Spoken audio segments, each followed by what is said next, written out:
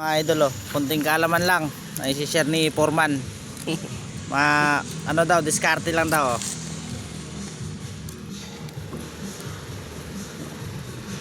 Wala magalit pang pilipit eh.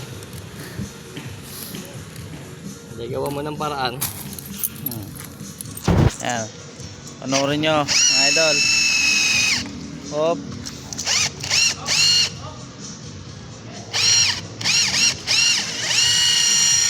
Umpisa na si Foreman. Ay na!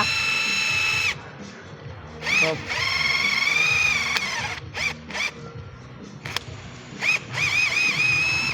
Oh, ganyan lang ka-basic mga idol.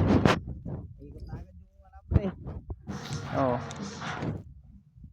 Ginagawa lang mga professional yan.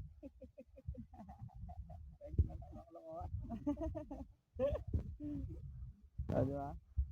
Walang kahirap-hirap.